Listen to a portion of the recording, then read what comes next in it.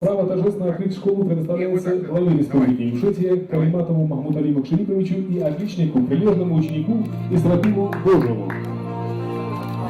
Школа на 720 мест официально открыта. Дети, родители, учителя и жители Газиюрта с нетерпением ждали этого момента. Глава республики Махмуд Али Калиматов поздравил сельчан с этим радостным событием. Жалко, что мы это открываем не со всеми детьми. Но такая вот ситуация у нас, COVID-19. Поэтому праздник не омрачается, здание построено. Надеюсь, оно принесет самое лучшее для Газиюрта. И что здесь жители будут рады, особенно дети, потому что для них уют тоже важен. Знания, которые вы даете, еще важнее. Я думаю, что вы в будущем воспитаете их. Это будут у нас весь вектор профессий. Пусть они будут у нас докторами наук, профессорами в той или иной области. Я думаю, что вы приложите к этому сил, знаний, сколько вы можете. Потому что, в принципе, они же тоже здесь односельчане, они же все свои.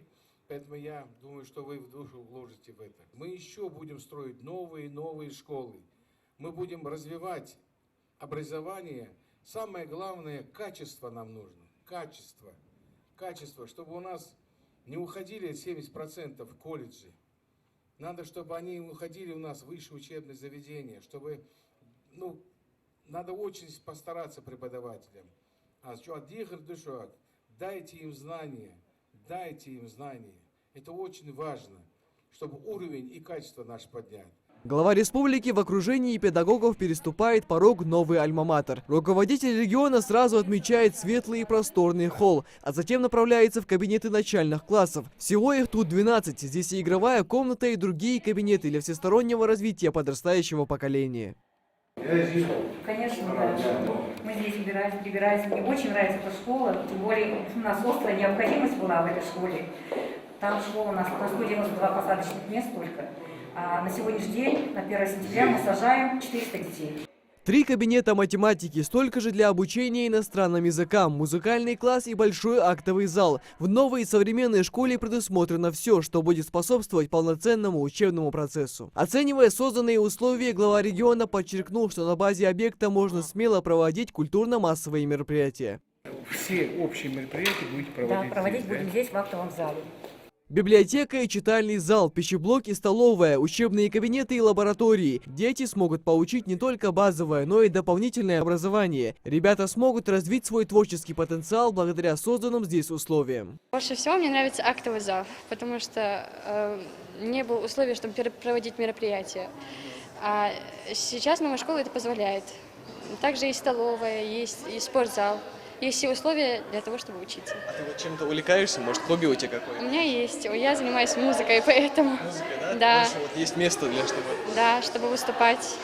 До открытия школы в сельском поселении функционировало только одно образовательное учреждение. Здание 1997 года давно обветшало и уже не способно было вместить всех учащихся. Новая школа полностью закроет вопрос с нехваткой мест. Она